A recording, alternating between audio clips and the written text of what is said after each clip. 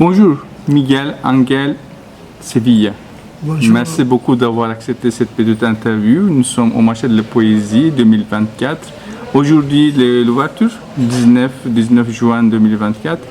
Est-ce que vous pouvez parler un petit peu de vous? Qui est Miguel? Miguel, c'est un Argentin du nord de l'Argentine, la province de Tucumán, près du Pérou, et qui est venu il y a bientôt 50 ans en France. Et je suis venu pour étudier la philosophie, mais j'écrivais déjà de la poésie depuis mon enfance, j'écrivais de la poésie. Et donc petit à petit, j'ai fait mes études de philosophie, mais je me suis consacré surtout à la poésie et au théâtre. Donc vous êtes une poète et philosophe. Oui, oui, c'est ma formation, c'est ça. J'aime toujours la philosophie, mais voilà, j'ai eu la chance d'étudier avec Paul Ricoeur. Et Paul Ricoeur, un jour, quand j'ai soutenu ma thèse, c'est lui qui a dirigé ma thèse. Après, je suis allé le voir et je lui ai dit, je ne sais pas où aller, je ne sais pas quoi faire. Et lui, là, j'avais un petit livre de poésie, mon premier petit livre qui a été publié en France. Et il a mis la main sur le livre et il m'a dit, vous pensez par image. En fait, il voulait dire, consacrez-vous à la poésie, vous pensez par image. Voilà, j'ai pris ça comme... Ça m'a aidé beaucoup à me décider, quoi. Ma thèse, c'était l'épistémologie de l'histoire.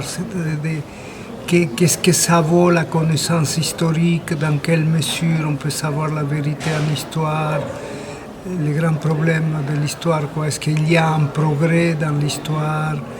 Est-ce que c'est vrai que c'est toujours un progrès où il y avait un philosophe italien, Jean-Baptiste Vico, qui disait que l'histoire est corsi et ricorsi, aller et retour.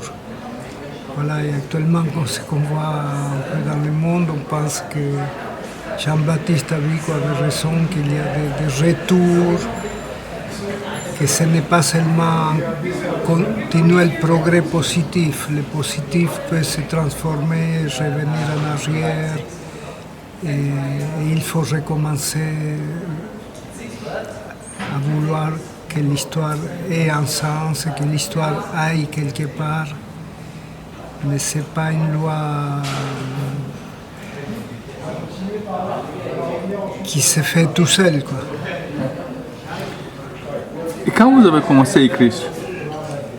J'ai commencé petit parce que j'étais En Argentine? enfant. J'ai eu un oncle qui écrivait des poèmes et je sais qu'il a vécu chez moi. C'était le frère de mon père. Je me dis que c'est peut-être pour ça que j'ai commencé à écrire si petit, imitant mon oncle, peut-être. Le premier poème, premier recueil publié, c'était quand? C'était quelle langue? C'était où? Les premières choses que j'ai publiées, c'était en espagnol et en français. C'était des poèmes que j'avais amenés en espagnol. J'ai eu la chance de rencontrer une galerie d'art à Paris, la galerie Charles Chevalier. Et là, j'ai connu des peintres et des sculpteurs avec lesquels je suis devenu très ami, avec lesquels j'ai fait plusieurs livres. Et mon premier livre, c'était l'épouse d'un peintre qui était décédé, qui était mort déjà, qui a voulu que je mette mes poèmes avec les tableaux de son mari. Voilà, c'était ça mon petit livre, s'appelle Canto Primero, Chant Premier, je l'avais appelé. Et comment vous écrivez, construisez, créez votre poésie? Est-ce que vous avez une approche poétique? moi, je crois beaucoup à tort ou à raison quand ça vient. Quand ça vient, quoi, que c'est quelque chose bon,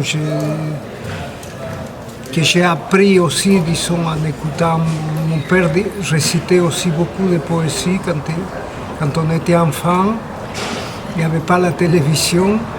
On se couchait le soir et mon père nous lisait des histoires argentines en vers, en poème, on nous récitait, il y avait des choses qu'il savait par cœur. Donc j'ai appris à tort ou à raison et j'adhère toujours à ça, que ça doit venir tout seul, qu'il ne faut pas forcer, que c'est bon si ça naît quand ça doit naître, et qu'il y a des périodes où il n'y a rien, et il faut supporter, il faut vivre avec ça, il faut chercher la poésie, mais on ne peut pas forcer, si elle ne vient pas, il faut patienter, Moi, je lis beaucoup dans ces cas-là et je marche beaucoup. Voilà. Ça veut dire, après avoir écrit vos poèmes, vous ne travaillez pas là-dessus, vous laissez tel qu'elle est. Non, parfois non, je relis ou je les dis.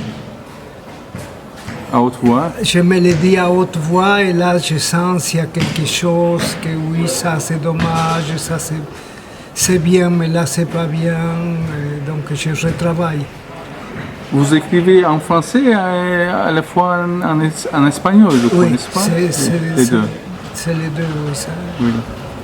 Je ne sais pas de quoi ça dépend, je dis pour blaguer, je dis souvent c'est quand il fait chaud, j'écris en espagnol.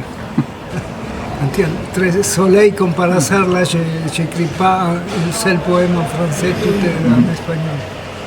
Les poètes, les artistes, les gens qui vous ont marqué, influencé ou... Mais je pense comme poète à José Hernández, c'était un poète argentin. Après Atahualpa Yupanqui, qui c'est un poète chanteur. Héctor Gagliardi, c'était un poète de Buenos Aires. Moi, je suis plutôt de la campagne, disons. Et Héctor Gagliardi, c'est plus quelqu'un de quartier prolétaire de Buenos Aires. Ça, j'ai beaucoup aimé enfant, j'ai beaucoup appris par cœur des poèmes d'Héctor Gagliardi, que je me dis encore aujourd'hui, quand je suis ma nuit, je me dis pour moi tout seul, je récite des poèmes d'Héctor Gagliardi. Après, un peu plus grand, quand j'avais 19 ans, par là, j'ai découvert Nicolas Guillen, un poète cubain, que j'ai beaucoup aimé. J'ai un ami très cher, quelqu'un qui était un grand ami pour moi. Et lui, il récitait tout le temps, on travaillait à la campagne, et lui récitait tout le temps des poèmes de Nicolas Guillen. Donc moi j'ai appris beaucoup de poèmes de Nicolas Guillen par cœur. Je pense que ça m'a beaucoup marqué, quoi. La traduction, qu'est-ce que vous pensez à propos de la traduction, surtout de la traduction poétique? Ben, je pense, je me dis souvent, parce que j'ai habité en Italie aussi, les Italiens ils disent traduttore, traditore, traducteur, traître.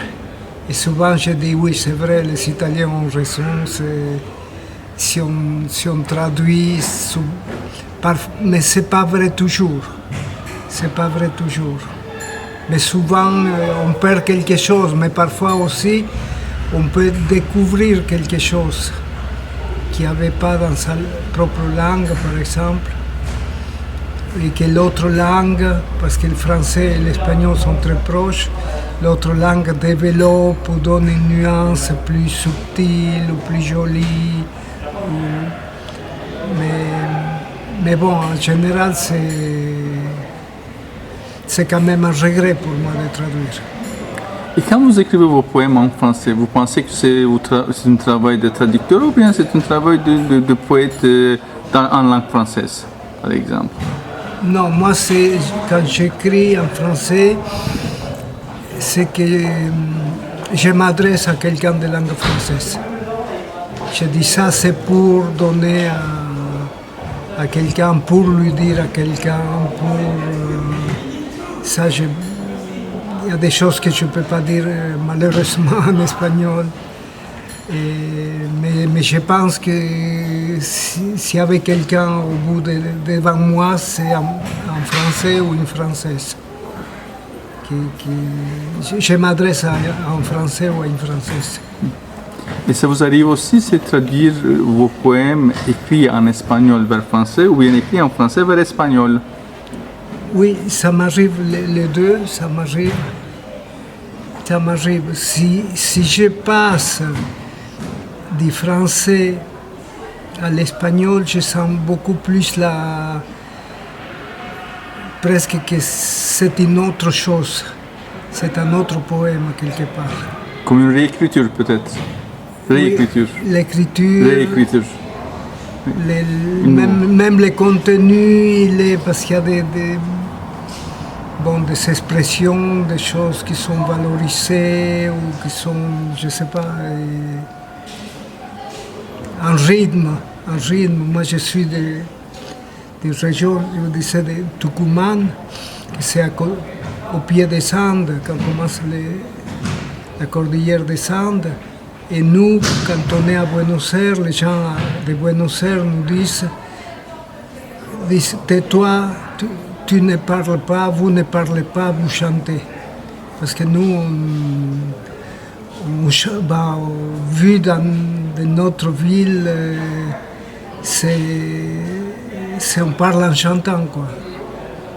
Moi, je pense que c'est parce qu'il y a les montagnes, j'ai vécu un peu dans les montagnes, et j'ai entendu que les gens s'appellent d'une montagne à l'autre, d'une colline à l'autre, et du coup la voix chante pour arriver. Tu m'entends? On ne dit pas tu m'entends, parce que tu m'entends, c'est tout près direct, il n'y a pas de distance. Et aussi, on fait beaucoup de silence aussi. C'était vu de notre, si je pense à Buenos Aires ou à Paris, j'ai fait beaucoup de silence. Ils disent, bon, mais alors qu'est-ce qu'il dit ou il ne dit pas? Et c'est parce que nous, on dit une chose et c'est normal que l'autre attende, ça se fait comme ça. Je pense, quelqu'un m'a dit, c'est parce que c'est moins industrialisé. Ça, c'est l'industrialisation qui fait que les choses doivent être plus efficaces et qu'il n'y a pas de temps à perdre. Et quand c'est plus loin de la production moderne, les gens prennent plus le temps pour dire, ils disent la chose, mais ils ne sont pas tout à fait sûrs, mais rien n'est prêt, il n'y a pas le feu, quoi. Et vous faites des performances, vous faites des slams aussi, si je ne me trompe pas. Est-ce que vous pouvez parler un petit peu de quand vous avez commencé, l'idée comment il est venu? Parce que c'était carrément inné, parce que vous venez au pied des montagnes déjà, comme quand vous chantez, quand vous parlez déjà peut-être. Ben, les slams, c'est... J'ai travaillé au Centre Pompidou à l'époque, quand j'ai commencé. Quelle année? Oh, j'ai travaillé 34 ans. J'ai travaillé jusqu'il y a 20 ans. Et Les années 70, quelque chose comme ça? oui, 60, de 76 j'ai commencé jusqu'à 2000, je me souviens plus combien ça va. Et vous avez quel âge? Là, j'ai 79 ans. Oui. Et là-bas, vous étiez 25? 26 ans, je crois que j'ai commencé ou un truc comme ça. Et quelqu'un m'a dit, au Centre Pompidou, un collègue de travail, il m'a dit, mais toi, tu dois faire des slams, tu parles comme l'islam. Et en fait, pour ça, j'ai dit, j'ai beaucoup appris et aimé. C'était pas à l'école, ça, c'était Hector Gagliardi. Je ne sais pas comment j'ai découvert cet auteur. C'était un auteur qu'à l'époque, en tout cas, il ne les vendait pas dans les librairies. c'était chez les marchands de journaux. C'était comme une chose de seconde catégorie, troisième catégorie. Et moi, je ne sais pas, ça, je ne me souviens pas comment j'ai aimé Hector Gagliardi, comment j'ai commencé. Et en fait, pour moi, l'islam, c'est proche de la poésie des banlieues, de la poésie d'Hector Gagliardi, en fait. Je pense que c'est pour ça que je suis allé là, non? Parce que je disais, Hector Gagliardi et le tango aussi, qu'il y a dans le tango, il y a souvent, on dit un tango qui dit tu es l'hymne de la Raval. La Raval, c'est les bas quartiers, les quartiers prolétaires. Et ce thème que je suis de la Raval, c'est une sorte de fierté de classe populaire, disons, qui défend le tango. Et dans l'islam, je sentais la même chose. C'est un peu ça, c'est le tango. Oui, de la Raval, quoi. La Raval, c'est comme notre deuxième patrie. On peut pas faut pas trahir la Raval, il ne faut pas trahir son quartier de naissance. Même si...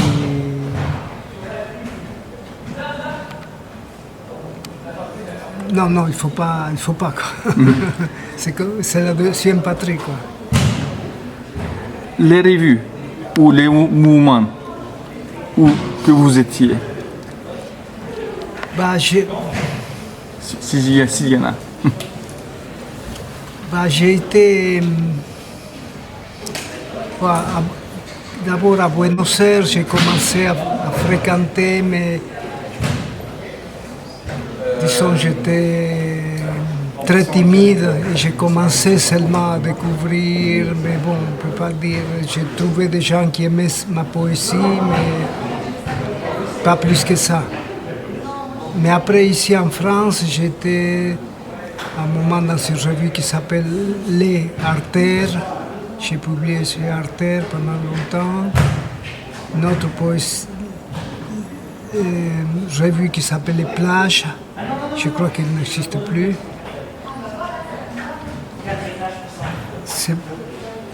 C'est pas, il y a une troisième que je ne me souviens pas. Je l'ai vue ce matin. Vous venez très souvent au marché de la poésie? Oui. Est-ce que vous pouvez dire vos impressions? Ici, il y a des anecdotes, vous pouvez raconter aussi. Qu'est-ce que vous pensez? Et peut-être les autres festivals aussi, vous participez ou vous allez en France?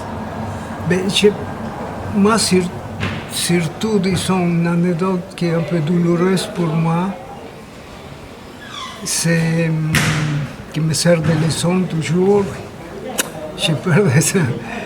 C'est que quelqu'un, une fois, je ne me souviens plus comment, j'étais dans une revue Artère, une autre petite revue, c'était des petites revues.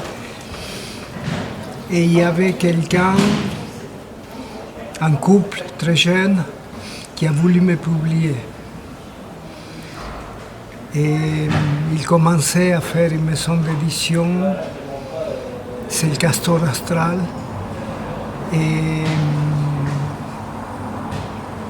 Et moi, je ne l'ai pas fait tout de suite, je n'ai pas donné mes textes. Et une année plus tard, je les ai trouvés ici au marché de la poésie. Et je suis allé les voir, ils m'ont dit « Ah non, Miguel, là c'est trop tard, on est passé à autre chose ». Et ils étaient devenus une maison importante. Et puis l'intérêt qu'il y avait eu pour moi aussi, l'intérêt pour un poète aussi, ça peut être un enthousiasme très passager aussi, ou je ne sais pas si c'est une loi ou non. C'était une année plus tard? Une année ou deux peut-être. Mais pourtant, votre importance est toujours là. Oui, non. Une maison d'édition avec les auteurs, ils ont une importance.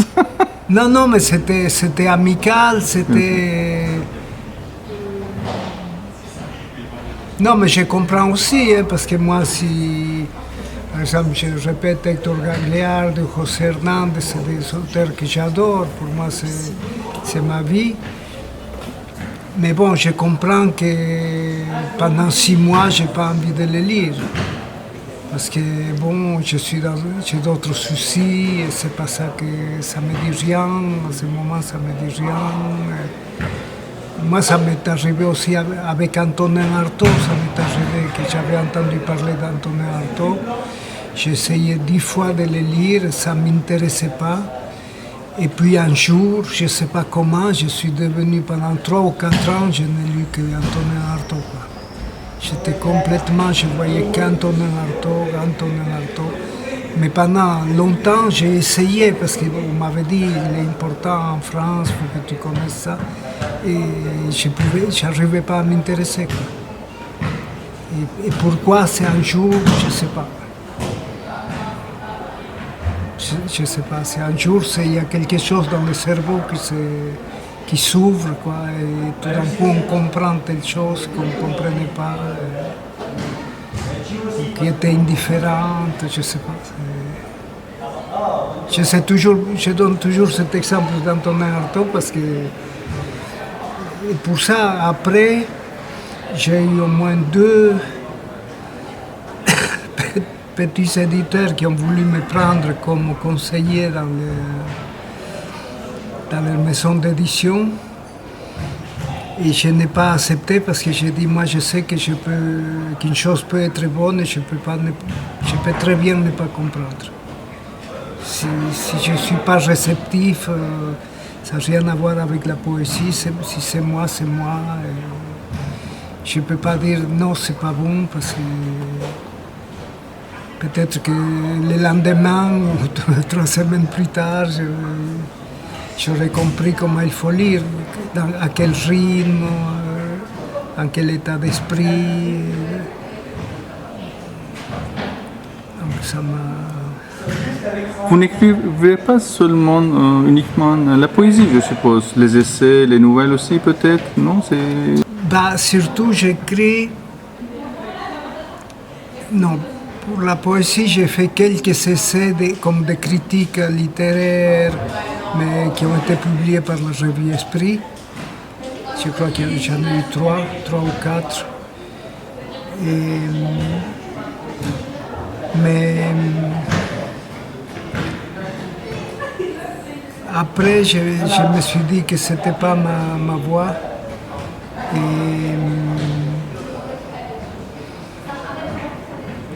Et j'écris Non, j'ai lu de la philosophie, quoi. Si je dois, surtout quand je dois faire une pièce de théâtre, parce que j'écris des pièces de théâtre, quand je travaille sur un sujet. Et là, je vais au philosophe, j'utilise ma façon, ce que j'ai appris à chercher à l'université, comment on fait des recherches sur les sujets. J'achète des livres, je vais à la bibliothèque, etc. Et je m'informe et après, à un certain moment, je dis, bon, là, je peux peut-être, j'ai le droit de dire quelque chose, même de faire des blagues, mais au moins en connaissance des causes, quoi. Là, j'ai écrit une pièce sur le transhumanisme pour un atelier de théâtre pour diriger mon épouse. Et bon, j'ai passé au moins 6 mois à étudier tous les jours, comme quand j'étais à l'université, pour apprendre un peu, quoi, pour ne pas dire des bêtises. Est-ce que vous intéressez les autres branches d'art aussi, à part théâtre? La peinture, la musique, ou je sais pas. Est-ce que vous pratiquez aussi peut-être, je sais pas? Non, j'ai eu la chance, disons, avec la peinture, j'ai eu quelqu'un qui à Buenos Aires m'avait dit tu dois peindre quand j'étais plus jeune, une personne plus âgée, une Uruguayenne. Et elle m'avait donné les éléments pour faire. Et j'ai commencé, et ça m'attirait beaucoup, mais j'ai eu l'impression que si j'entrais là, la poésie disparaissait de ma tête. Et souvent, je suis tenté par la photographie, mais je me dis, ça me plaît tellement que si je me mets là, bon, ciao poésie, quoi. En tout cas, J'ai l'impression que je n'ai pas la capacité. Par contre, au début à Paris, j'ai eu la chance de rencontrer une galerie d'art, le directeur d'une galerie d'art qui m'a amené à sa galerie. Et là, j'ai rencontré des peintres, des sculpteurs un peu dans certains niveaux importants. Et là, j'ai été très...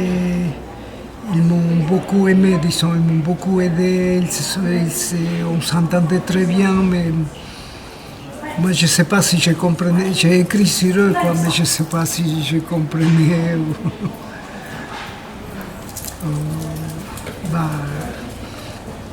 Mais en tout cas, j'ai passé à peu près 20 ans de ma vie avec des peintres et des sculpteurs, avec Yves Brasse, qui c'était un sculpteur danois, Gérard Koch, un sculpteur français, Gérard Zloty-Kamian, qui c'est un peintre, je crois que c'est le premier peintre français qui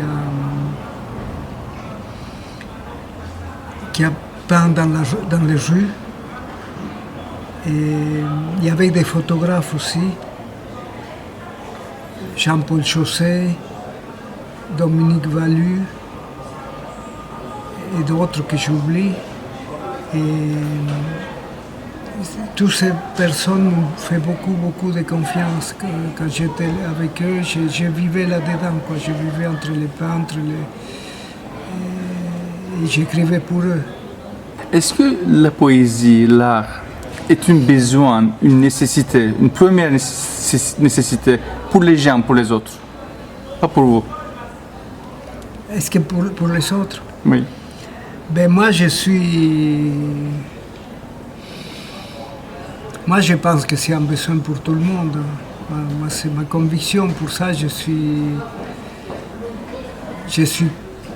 paniqué, je sais pas, je suis très triste de voir comment dans les librairies, les rayons poésie sont toujours plus petits. Vous voyez, nous travaillons dans un centre culturel avec mon épouse où il y a une petite bibliothèque pour les jeunes qui viennent là, etc. Et je regarde presque à chaque fois que j'y vais et je ne peux pas croire, monsieur, il n'y a pas un livre de poésie, pas un seul. Et bon, dans les librairies, presque, quand je vais demander, ils me disent c'est là-bas, mais c'est toujours plus bas et toujours plus petit. C'est fou comment ça... Je ne sais pas qu'est-ce que ça veut dire, j'ose pas faire de jugement, mais pour moi c'est vraiment... c'est incroyable, quoi. Parce que c'est... Bah, je ne sais pas, ça me fait penser, ça n'a rien à voir, mais peut-être, mais une fois quand j'étais jeune, j'étais à la campagne, j'avais été travailler avec une organisation qui essayait d'aider les gens. C'est là que j'ai rencontré des Français, pour ça je suis venu en France après. Et là-bas, les samedis ou les vendredis soirs, ils jouaient de la guitare, ils chantaient, les gens, c'est une tradition argentine, quoi. Et moi j'étais très timide, je ne sais pas ouvrir la bouche à l'époque, je disais rien. Et il y a un monsieur qui est venu et qui m'a mis la main, un paysan, qui m'a mis la main dans le dos, qui m'a dit « c'est toi qui dois chanter ». Et je pense toujours à ça, à ce monsieur que je ne connais pas. Et je me dis, le fait de dire c'est un besoin humain, quoi. C'est un besoin... C'est un besoin, quoi, c'est tout. C'est une dimension humaine, ça fait partie d'être un être humain, quoi. Et c'est sûr que si... Moi, je pense mon père, mon oncle, qui devait me dire de poésie, mon père qui disait de la poésie, tout ça, si j'avais tout ça, j'ai eu une formation pas scolaire, une formation comme ça, familiale, bah, je ne sais pas, c'était pas une formation, c'était Initiation peut-être. une initiation, quoi. Voilà. Sinon. Oui, c'est ça, oui. Oui, parce que des choses qu'il dit, oui, elles me servent toujours, elles me sont toujours utiles, ces choses que j'ai entendues, que mon père récitait. Et je me dis que mon oncle, parce que mon oncle, qui était poète, lui, il a eu une fin tragique, il est devenu fou peut-être, et il s'est jeté dans les puits qu'il y avait chez moi, dans ma famille. Et après, longtemps après, il y a une femme d'une maison d'en face qui a dit « Ah, heureusement qu'il a épargné les petits. » Et les petits, c'était moi. Et donc, j'ai appris que j'étais à côté de lui jusqu'au moment où qu'il m'a mis de côté. Et je pense que tout ça, ça fait que... Mais je pense aussi que tout le monde a des choses qui le touchent beaucoup et qu'ils auraient envie de raconter. Moi, j'ai raconté ça de plusieurs façons, mais c'est comme un thème qui est dans ma tête, quoi. Et puis,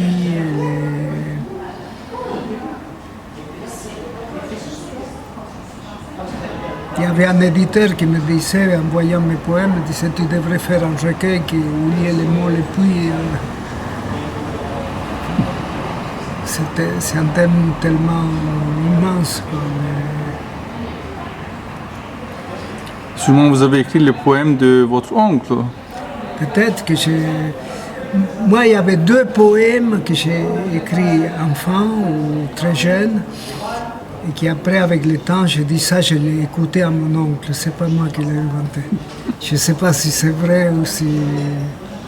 Mais en tant que poète, vous avez écrit aussi sur lui. Oui.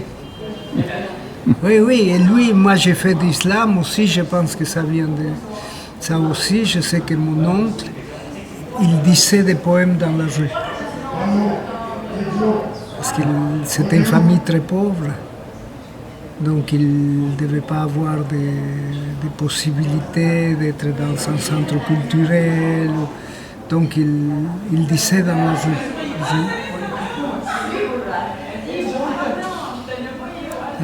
Merci beaucoup, Miguel. Non, merci beaucoup à vous. Merci beaucoup. C'est mon slam Hugo. Si je dis Paname, je sens que mon âme respire. Un slam dilate mon cœur. Et pourtant j'ai peur de perdre mon âme. Je veux dire Paname. J'ai pas de papier. Je vends des journaux. C'est pas le problème. Je suis d'ailleurs un peu européen. Pourtant j'ai trop peur. J'aime trop quand la Seine fonce et s'affranchit et va vers la mer. Je suis nostalgique, mon âme est gitane, mais j'aime ces bêtes Paname. Pourquoi? Je vends des journaux, garde la Garenne, je traîne à Paname, près de Notre-Dame, je mets les bossus de la cathédrale. Je suis une gitane, je crois. Esmeralda. Mon père l'adorait, ce foutu roman d'un mec, Hugo. Il disait, mon fils, va pas à Panama pour crever la dalle. Embrasse les dalles que Hugo a foulées. Je disais, papa, pourquoi tu voudrais qu'un jour je m'en aille? Il disait, mon fils, faut que tu travailles. Déjà je suis vieux, ta mère est morte, referme la porte. J'ai à te parler. Un jour il est mort et je l'ai quitté, j'ai porté son corps jusqu'au cimetière. On s'est dit au revoir. J'ai embrassé la vitre. Ensuite, aussitôt, j'ai pris l'autobus, après j'ai marché et à la frontière, je l'ai traversé, mêlé à la nuit. Maintenant aussi, je marche la nuit. Faut jamais dormir au même endroit. J'aime bien la Garenne, c'est un lieu discret, on ne chasse pas comme des lapins. Tu vois, Le langage est un peu trompeur et dit le contraire de cela qui est ou ne chasse pas. Pourtant, la Garenne, c'est une foutue race de foutus lapins. Je pense à mon père, près du Père Lachaise, où parfois je crèche tout près de l'entrée. Il y a un Hongrois qui m'ouvre la porte, je dors dans une tombe qui est déshabitée. Et les Hongrois me portent parfois un café quand il fait sa ronde au petit matin. Il me crie, dis donc, tu n'ouvres pas les yeux, on te croirait mort, putain, nom de Dieu. Je lui dis, ça va, je suis fatigué. Il me dit, dépêche, t'as pas de papiers. Moi, je prends des risques. Prends vite un café, tu dois t'effacer. Revenir la nuit comme les zombies. Jamais en plein jour, comme les bourgeois. Après, à Saint-Lazare, je chope mon train. Je vais à la Garenne vendre mes papiers. On nous paye au black. Un mec qui est blond. Tu vois, le langage est un peu trompeur. Mais j'apprends les vers de Victor Hugo. Sublime, vraiment, sur la liberté. Encore? D'accord? D'accord.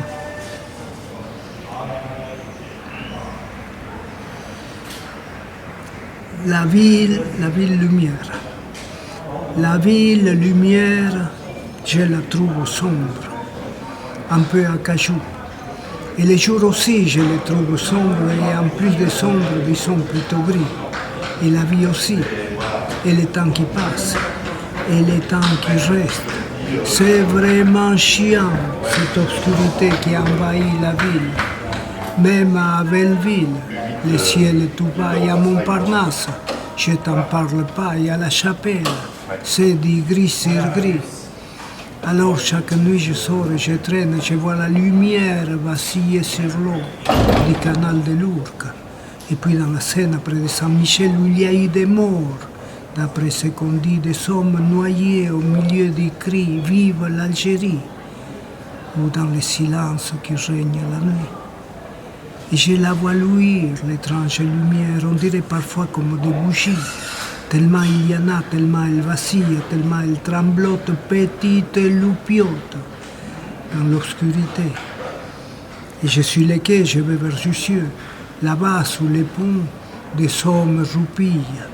Ce sont les Indiens d'un monde ancien, ce sont les nouveaux Indiens de ce monde. Il y a un mec qui fait des cafés sur un grand réchaud. Vétuste, rouillé, je vois la lumière bleue de sa misère. J'écris mon slam un peu comme on pleure. Et je rentre chez moi par un boulevard. Et je vois une fille vêtue de cristal, ou à poil vraiment, vêtue de son corps encore vraiment beau. Et au jardin des plantes, on saute les grilles pour pouvoir s'aimer. Encore une dernière? Derrière Ronsard. Ronsard. Car ainsi que les vents sans retourner s'envolent, sans espoir de retour s'échappe la parole. Disait Ronsard un jour, un pote de mon frère, c'est lui qui est déjà mort.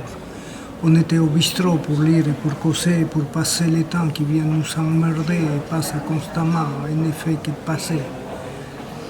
Un peu comme te verre, a ajouté Ronsard.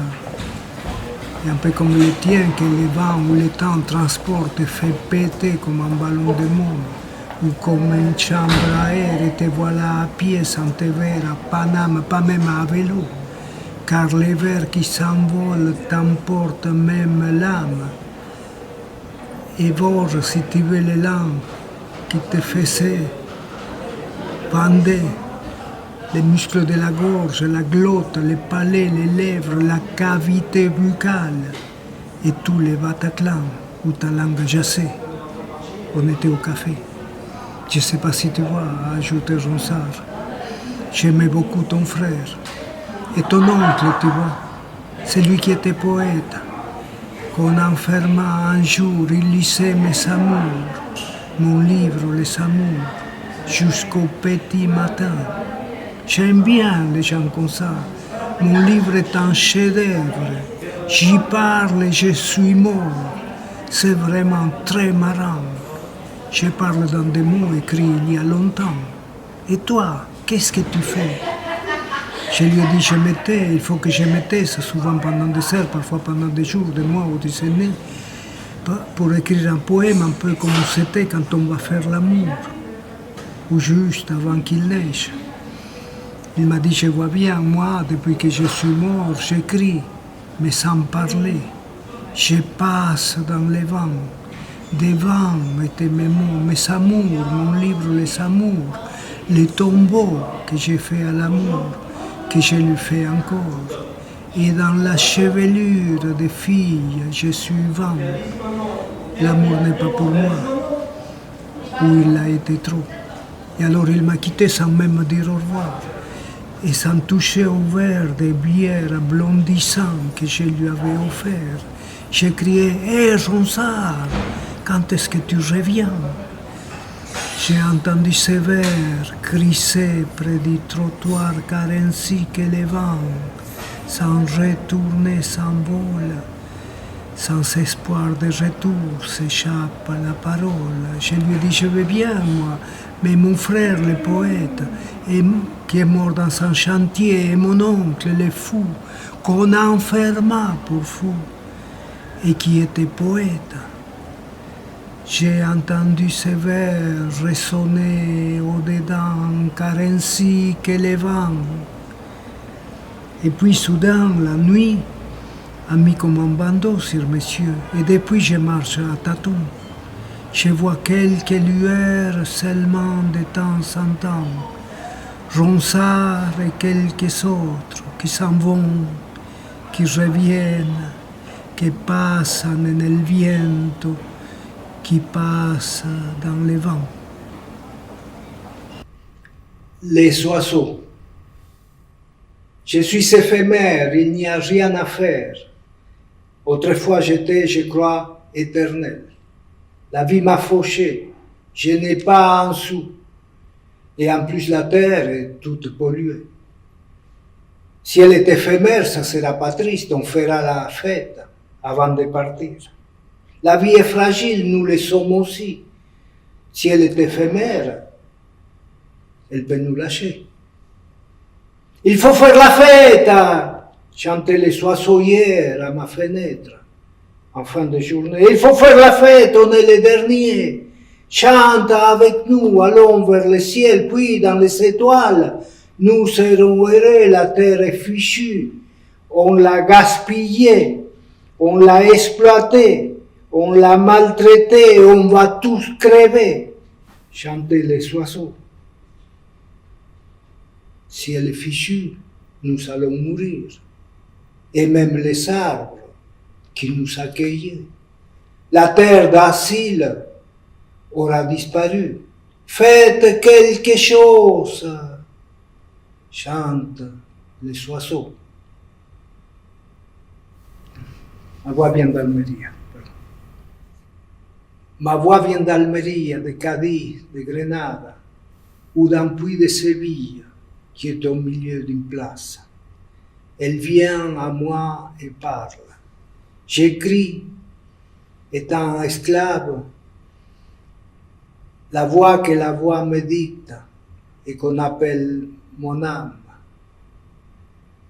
Un spectre, un être qui vient à moi et parle et dit, sans que je sache si c'est à moi qu'elle parle, poème que j'écris, canciones que je canto.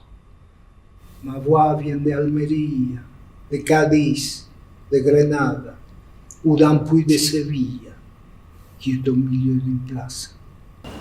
Merci beaucoup. Merci à toi, Arnaud.